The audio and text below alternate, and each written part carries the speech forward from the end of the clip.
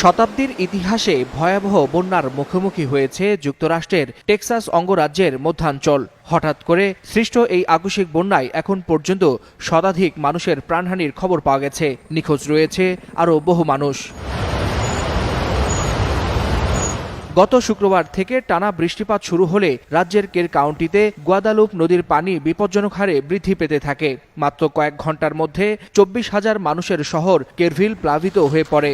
নদীর পানি 25 ফুটের বেশি উচ্চতায় পৌঁছায়। আগাম কোনো সতর্ক বার্তা না থাকায় চোখের পলকে ভেসে যায় বাড়িঘর, যানবাহন এবং বহু মানুষের জীবন। যুক্তরাষ্ট্রের জাতীয় আবহাওয়া সংস্থার মতে এই অঞ্চলটি আকস্মিক বন্যার জন্য দেশব্যাপী সর্বোচ্চ ঝুঁকিপূর্ণ এলাকাগুলোর একটি। এর অন্যতম কারণ হল মেক্সিকো উপসাগর থেকে উঠে আসা অতিরিক্ত আর্দ্রতা যখন টেক্সাসের পাহাড়ি অঞ্চলে এসে বাধাপ্রাপ্ত হয়, ঠিক তখনই সৃষ্টি হয় প্রবল ও অপ্রত্যাশিত বৃষ্টিপাত, যার ফলে সৃষ্টি হয় প্রাণঘাতী ফ্ল্যাশ ফ্লাড বা আকস্মিক বন্যা। আবহাওয়াবিদরা সতর্ক করছেন, সামনের দিনগুলোতে বৃষ্টিপাত অব্যাহত থাকতে পারে এবং বন্যার মাত্রা আরও ভয়াবহ রূপ নিতে পারে। টানা বৃষ্টির কারণে উদ্ধার তৎপরতা ব্যাহত হচ্ছে, যা নিখোঁজদের খোঁজে বাধা হয়ে দাঁড়িয়েছে।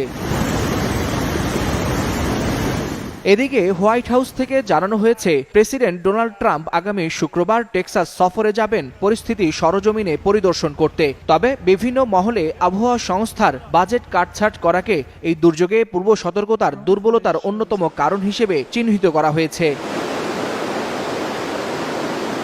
এই দুর্যোগ শুধুমাত্র একটি প্রাকৃতিক বিপর্যয় নয়, এ যেন প্রকৃতির সামনে মানুষের অসহায় আত্মসমর্পণের প্রতিচ্ছবি। নিখোঁজদের জন্য প্রহর গুনছে প্রতিটি পরিবার। কেউ জানে না পুনরায় আদৌ তাদের সাথে দেখা হবে কিনা। প্রতিটি মুহূর্ত যেন নতুন এক ভয়ের বার্তা নিয়ে আসছে।